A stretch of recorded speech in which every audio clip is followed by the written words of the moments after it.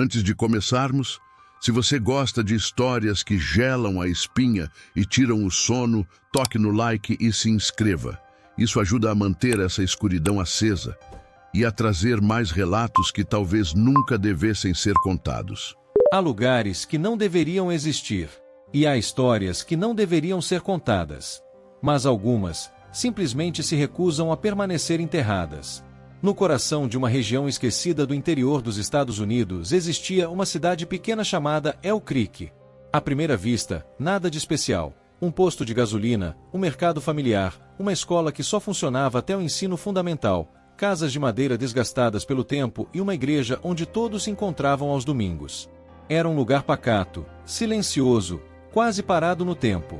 Mas quem viveu ali nos últimos meses antes da evacuação sabe que aquela calmaria era apenas a superfície. Por trás das paredes, atrás das janelas, nas sombras da floresta que cercava toda a área, algo observava. Algo que nunca foi humano, mas aprendeu a se disfarçar. A história da queda de Elk Creek não é sobre uma catástrofe natural, muito menos sobre um crime organizado. É sobre uma presença. Uma entidade antiga, um imitador, uma criatura que vive da confusão e do medo. Um skinwalker. Embora o governo tenha apagado essa cidade do mapa, os sobreviventes ainda contam o que viram, o que ouviram e o que quase os levou à loucura. Esta é a narrativa completa. A que nunca deveria ter chegado ao público. E que pode deixar você noites sem dormir. Elk Creek sempre teve histórias estranhas sobre a floresta. Moradores antigos contavam que, desde muito antes da cidade existir, já se ouviam vozes ecoando entre as árvores. No início eram apenas lendas locais, tradições orais de povos indígenas que alertavam. Não responda quando a floresta chamar pelo seu nome. Por décadas, ninguém levou aquilo a sério. Mas tudo começou a mudar quando pequenos animais passaram a desaparecer. Cães que nunca fugiam. Gatos que sumiam em plena luz do dia. Coelhos que eram encontrados com o corpo torcido, como se algo curioso tivesse tentado desmontá-los para entender como funcionavam. O primeiro sinal claro de que algo muito errado acontecia chegou durante o verão. Uma mulher relatou ter visto uma pessoa caminhando de quatro na beira da estrada. Quando os faróis do carro acertaram a figura, ela percebeu que aquela postura não era humana. Os braços eram longos demais. A cabeça parecia inclinada em um ângulo impossível. Mas antes que pudesse reagir, a criatura levantou lentamente, como se estivesse se ajustando. E ficou de pé. A mulher contou que não tinha olhos. Ou talvez tivesse, mas estavam sombreados, fundos demais, profundos demais para serem vistos. Poucos acreditaram nela. Até que outra pessoa relatou o mesmo. Depois outra. E outra. Enquanto isso, vozes começaram a surgir no meio da madrugada.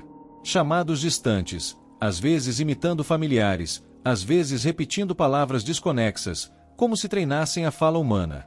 Uma noite, um pai ouviu sua filha chamando do quintal. Pai, vem aqui. Mas ela estava dormindo profundamente dentro de casa. Quando ele acendeu a luz externa, viu algo parado perto da cerca. Tinha o tamanho dela, mas a postura não era humana. A cabeça parecia inclinada demais, os braços longos demais, e a respiração era como o som de algo tentando imitar o ato de respirar. Quando ele chamou pelo nome da filha, a criatura respondeu, com a voz dele. A partir daquele momento, Elk Creek mudou para sempre. A polícia começou a receber relatos de figuras observando casas durante a noite. Pessoas relataram ver algo parado na margem da floresta, imóvel, como se estudasse cada movimento dos moradores. E sempre era descrito da mesma forma. Alto, magro, desarticulado. Como se o corpo fosse uma tentativa falha de se parecer humano. O ponto de virada veio quando o primeiro desaparecimento aconteceu. Um pescador experiente, que conhecia cada trilha da região, simplesmente sumiu. Seu barco foi encontrado no dia seguinte, flutuando no lago. Mas o corpo encontrado 2 dias depois não parecia mais com um ser humano. Os ossos estavam errados. A forma errada. Como se uma criatura tivesse tentado recolocar cada parte no lugar, sem saber exatamente como reconstruir um corpo humano. O xerife tentou controlar o pânico, mas a situação desandou de vez quando a energia da cidade caiu completamente às 2h17 da madrugada. Foi nesse escuro absoluto que os moradores ouviram passos pesados e múltiplos vindo da floresta. Não eram passos de um animal. Eram ritmados, mas completamente desiguais, como se várias articulações estivessem deslocadas. As batidas nas portas vieram logo depois. E as vozes? Chamados perfeitos. Vozes idênticas às de familiares. Mas repetitivas, erradas, sem emoção, como gravações mal reproduzidas. Algumas casas ouviram vozes de pessoas que nem estavam mais vivas. Quando o sol nasceu, 14 moradores estavam desaparecidos. 4 caçadores da cidade, homens duros e experientes, decidiram entrar na floresta para descobrir o que estava acontecendo. Eles nunca deveriam ter feito isso. Dentro da mata encontraram algo que não parecia deste mundo. Uma espécie de ninho feito de galhos, pedras, ossos de animais e roupas humanas. Objetos pessoais estavam organizados como se fossem tesouros.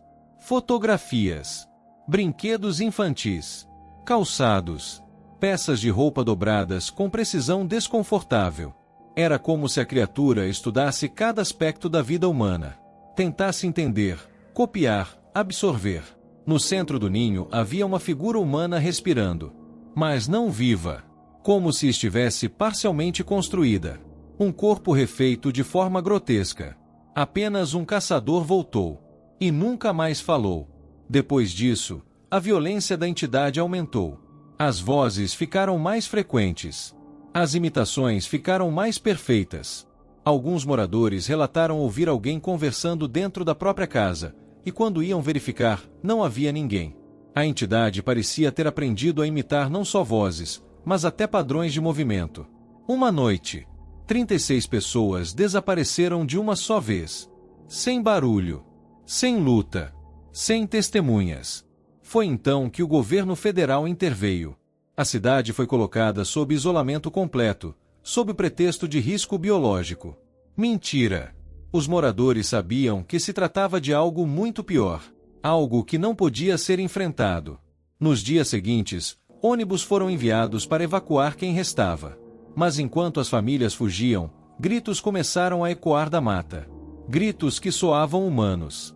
Chamando por ajuda. Chamando pelo nome das pessoas que estavam indo embora. Mas todos sabiam. Aqueles gritos não vinham de humanos. Eram imitações. Tentativas desesperadas da criatura de atrair suas vítimas. O último morador a deixar El Creek foi um idoso que viveu ali desde criança. Ele olhou para a cidade vazia, para as casas abandonadas, para as ruas silenciosas e disse: aquilo não queria só matar, queria substituir, queria viver como nós. Mas nunca entendeu o que era ser humano. El Creek foi cercada, isolada e removida dos mapas oficiais. Mas soldados que vigiam a área relatam que, às vezes, tarde da noite, ouvem alguém chamando seus nomes. Com uma voz perfeita, humana, familiar, mas completamente errada. El Creek não foi abandonada. Ela foi tomada. Engolida por algo que se esconde na escuridão da floresta, imita os vivos e reconstrói os mortos sem compreender o que realmente são. A cidade permanece vazia, intocada, proibida. Os poucos que sobreviveram nunca mais voltaram. E todos compartilham do mesmo medo. O de que a criatura não tenha ficado confinada. Porque cada testemunho termina da mesma forma. Com alguém dizendo que, mesmo longe, em alguma noite perdida, ouviu uma voz familiar chamando por ele. Uma voz impossível. Uma voz que não devia existir. Se algum dia você estiver em um lugar silencioso demais e ouvir alguém chamando seu nome, não responda. Não importa quem pareça ser, porque talvez não seja uma pessoa. Se você chegou até aqui, é corajoso o suficiente. Toque no like e se inscreva para que mais histórias escondidas encontrem seu caminho até você. Até a próxima noite. Talvez seja a coisa que expulsou uma cidade inteira. E agora está procurando outra voz para copiar.